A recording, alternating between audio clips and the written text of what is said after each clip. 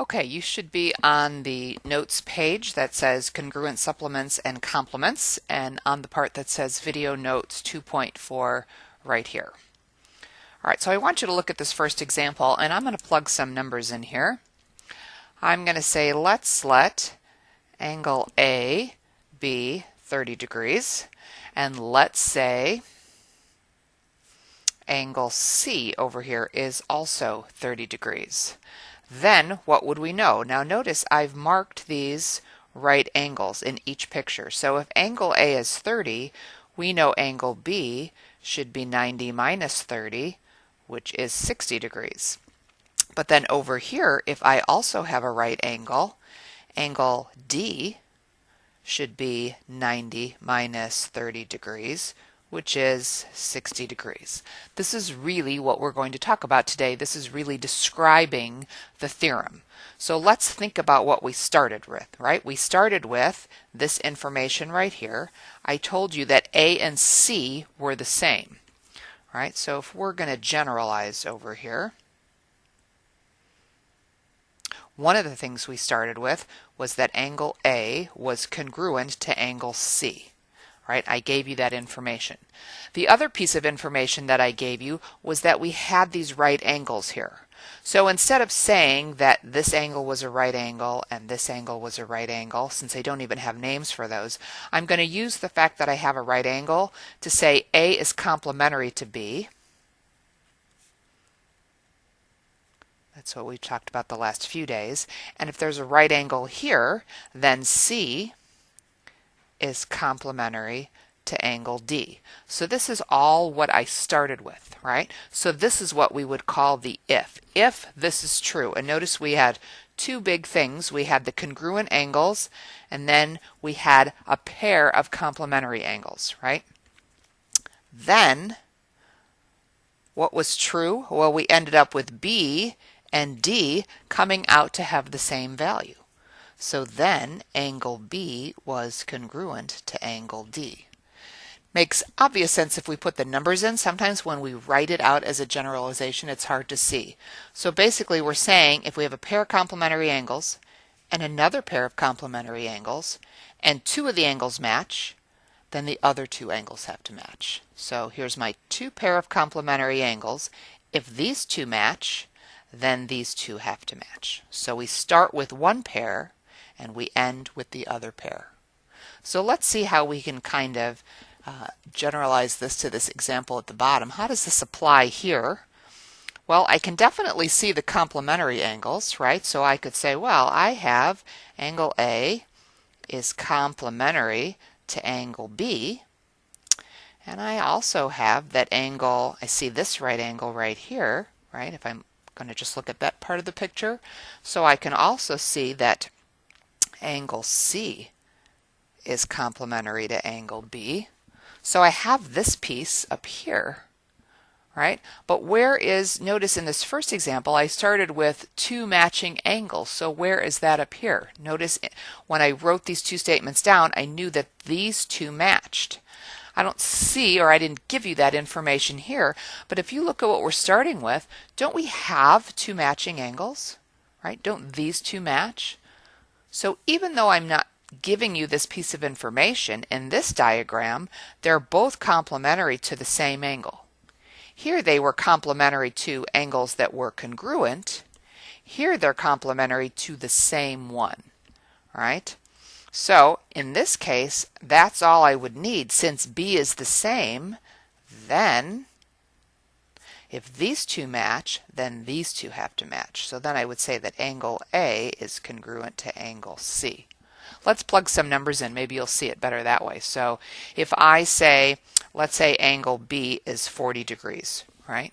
So then I would know angle A has to be 90 minus 40, which is 50. But then I'd also know angle C has to be 90 minus 40, which is 50 degrees. All right.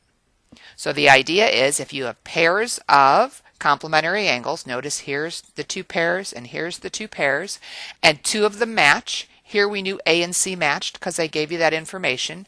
Here I knew B matched because it was the same.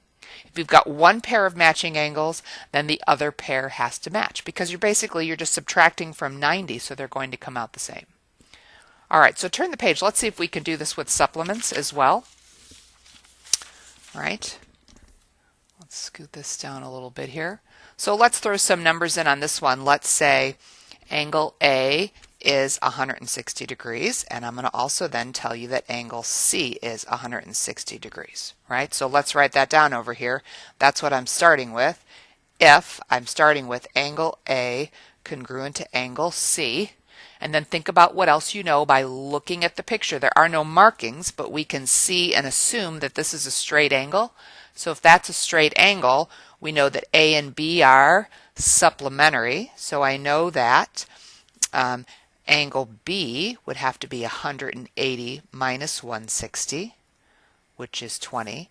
And I know that angle D would have to be 180 minus 160, which is, 20.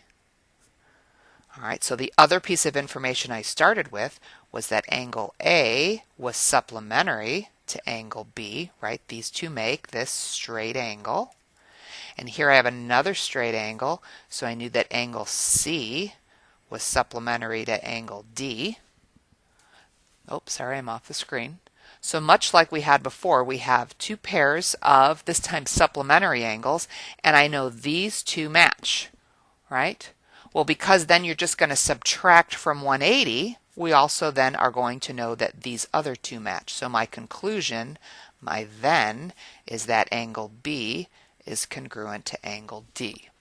We will formally put this in words a little bit later, but right now I just want you to get the idea of what you have, and that by subtracting from 180, or in the complementary case, 90, you can get the other pair of angles to match. This is the tougher diagram to see down here. Students often don't realize they're looking at lots of supplementary angles here.